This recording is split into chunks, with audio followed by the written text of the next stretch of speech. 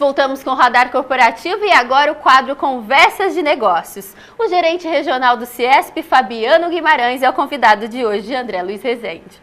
E a nossa conversa de hoje é com Fabiano Guimarães, que é gerente regional do Ciesp, Centro das Indústrias do Estado de São Paulo, aqui em Ribeirão Preto. Fabiano, boa noite e obrigado pela presença. Boa noite, André. Nós estamos vivendo um momento pós-crise, ou pelo menos em que a crise está de uma forma mais amena, atingindo todo o mundo. Falando aqui de Ribeirão Preto, nós estamos num momento de recuperação do tempo perdido ou conseguimos de alguma forma manter a estabilidade durante o período de turbulência e agora estamos retomando apenas o crescimento? Bom, Ribeirão Preto é uma cidade que tem uma economia muito diversificada, né? A gente tem um setor de comércio e serviço extremamente forte, que é representado por toda a região, de 3 milhões de habitantes que consomem aqui em Ribeirão Preto. E a gente tem também uma indústria bastante significativa. São mais de 500 fábricas, dados oficiais são mais de 1.000 indústrias em Ribeirão Preto, mas a gente trabalha com um número mais forte de 500 fábricas.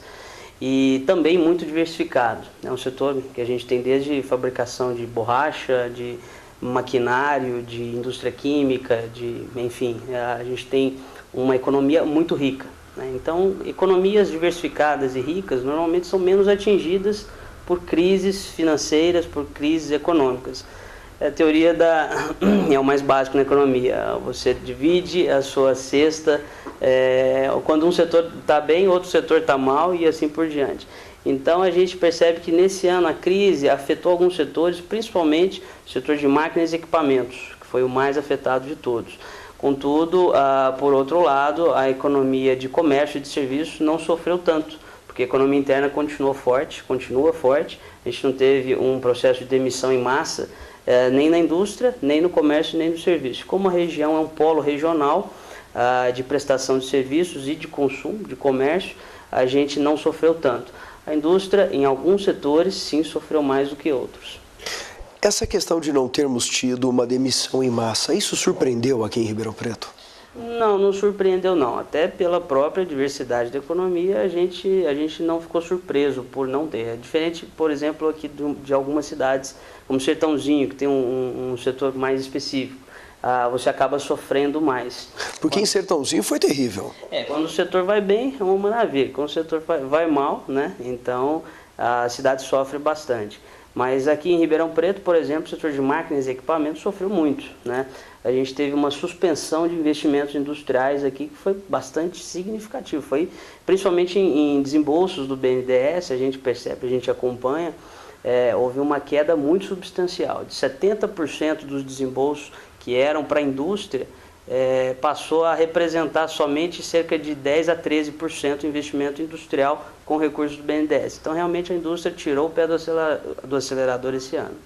Muita gente pensa, poxa, a coisa está melhorando aos poucos, mas até um pouco antes do que se imaginava. Muita gente falava só em 2010, mas ainda em 2009 está havendo uma retomada em vários setores. É hora de pisar no acelerador ou é hora de começar devagar novamente, pensando sim no ano de 2010?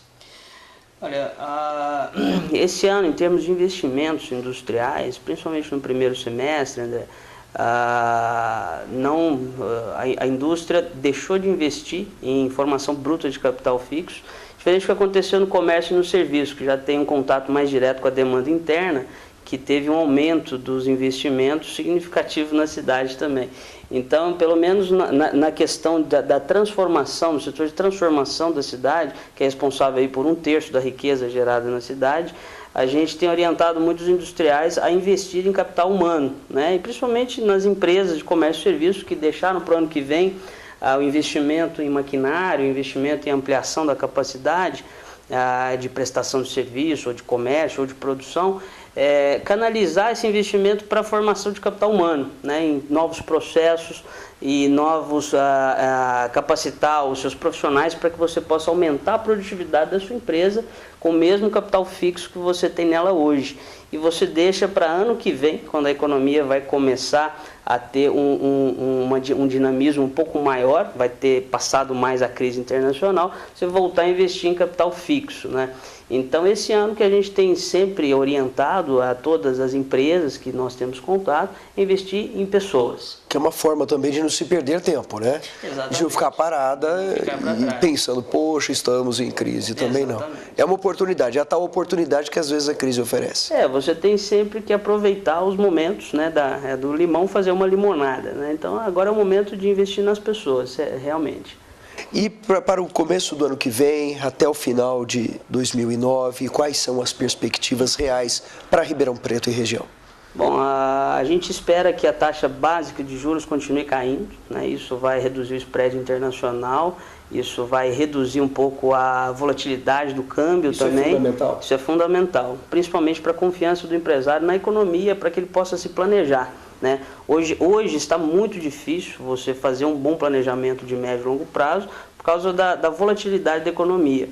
O próprio CIESP, onde eu trabalho, a gente tem pressionado muito, nosso presidente tem pressionado bastante para que a taxa básica continue caindo, para que o capital especulativo não encontre no Brasil um porto tão seguro, prefira outros mercados, né, e venha o capital produtivo para o Brasil, que você reduz a volatilidade, aumenta a previsão na economia. Então é isso que a gente espera, uma taxa básica menor, para que os bancos, ao invés de investir em títulos públicos, possam querer investir na produção, no mercado. Fabiano, obrigado pela presença e até uma próxima oportunidade. Obrigado, André. É com você, Ana Rosa.